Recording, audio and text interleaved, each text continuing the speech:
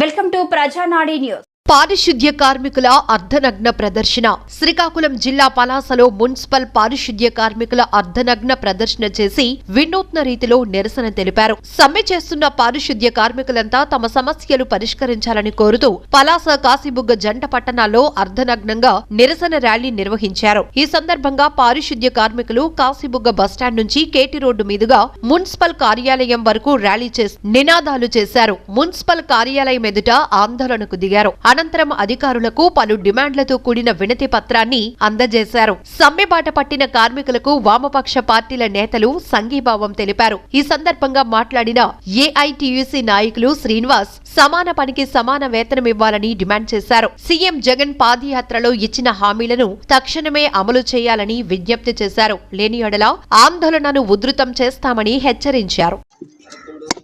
సమాన పనికి సమాన వేతనం ఇవ్వాలి. సమాన పనికి సమాన వేతనం సమాన వేతనం ఇవ్వాలి. సమాన వేతనం ఇవ్వాలి. వైఖరి నశించాలి. ప్రభుత్వం వైఖరి నశించాలి. ప్రభుత్వం వైఖరి నశించాలి. కార్మికులను వెంటనే పర్మనెంట్ చేయాలో, పారిశుద్ధ కార్మికుల హక్కులను సమగ్రమైన చట్టం అమలు చేయాలి.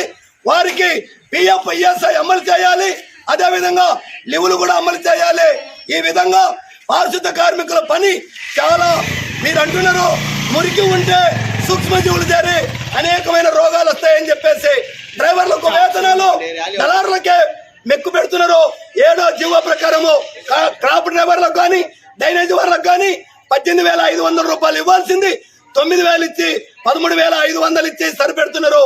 అదే విధంగా మున్సిపాలిటీ కార్మికుల పని విధానానికి సమాన పనికి సమాన వేతనము సుప్రీంకోర్టు చెప్పినా మాకు కనీస వేతనము మేము అడిగింది ఇప్పుడున్నటువంటి పరిస్థితులలో 1957 సంవత్సరంలో 15వ ఆర్టికల్ చట్టం ప్రకారము ఒక భర్త చేస్తే భార్య 2 పిల్లలకు కలిసి 2,700 కిలోలు ఆహారం పెట్టమని, 66 మీటర్ల బట్ట ఇవ్వమని, రానుపోని ఖర్చులు ఇవ్వమని, ఇంటి అద్దెలు ఇవ్వమని, పిల్లల చదువులు ఇవ్వమని మొత్తం పర్సెంటేజ్ లెక్కేసి ఈ రోజు మేము కనీస వేతనం సుప్రీంకోర్టే తేల్చి చెప్పింది.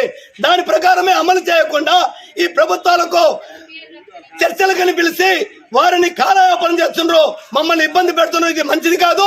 కావున మున్సిపాలిటీ కార్మికుల ఆఫీసర్లు, కమిషనర్ అయితేనేమి, మంత్రులు సిద్దిరప్పలరాజు గారు అయితేనేమి, తమ్మినేని సీతారాం గారు అయితేనేమి, ధర్మన ప్రసాద్ గారు అయితేనేమి, కృష్ణదాస్ గారు అయితేనేమి, రామ్మోహన్ రెడ్డి గారు అయితేనేమి, ఇంతమంది మంత్రులు ఉన్నారు. మీ ముఖ్యమంత్రికి చెప్పి నిద్రపోతున్నారేమో మేలు కొలిపి మా హక్కుల గురించి, మా సమగ్రమైన చట్టం గురించి, మా పారిశుద్ధ కార్మికుల గురించి సమాన పనికి సమాన వేతనము సుప్రీంకోర్టు తీర్పు ప్రకారం అమలు చేయకపోతే, మా డిమాండ్లు అంగీకరించకపోతే భారీ ఎత్తున ఆందోళన కార్యక్రమం చేస్తామని చెప్పేస్తున్నాం.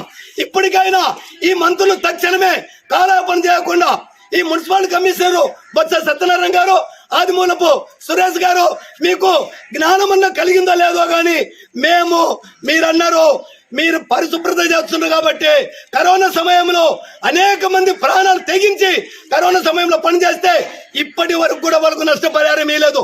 సిగ్గు ఉందా అని మేము సూటిగా ప్రశ్న ఇస్తున్నాం. కేంద్ర ప్రభుత్వం ఇచ్చే నిధులు హెల్త్ అలవెన్స్ లో 6,000 రూపాయలు ఇప్పుడు కట్ చేయకుండా ఏమని జీవో ఇచ్చింది. ఇది ఇప్పటిది కాదు, 1992లోనే జీవో ఉంది.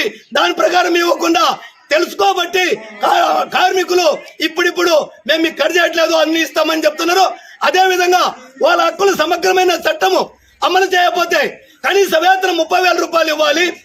పారిశుద్ధ కార్మికులు గ్రామ పంచాయతీలో ఇళ్లమైనటువంటి వాళ్ళందరికీ కూడా 30,000 రూపాయలు ఇవ్వాలి. వాళ్ళకు సౌకర్యాలు కలిగించాలి. ఇంటి అద్దెలు కూడా, కరెంటు బిల్లుతో కూడా సారా వాళ్ళకు కావాల్సిన ఆహారం కూడా, నిత్యావసర వస్తువులు తక్కువ రేటుకే ఇప్పించాలి. ఇవన్నీ డిమాండ్లకి అంగీకరించకపోతే భారీ ఎత్తున ఆందోళన కార్యక్రమం చేస్తామని చెప్తూ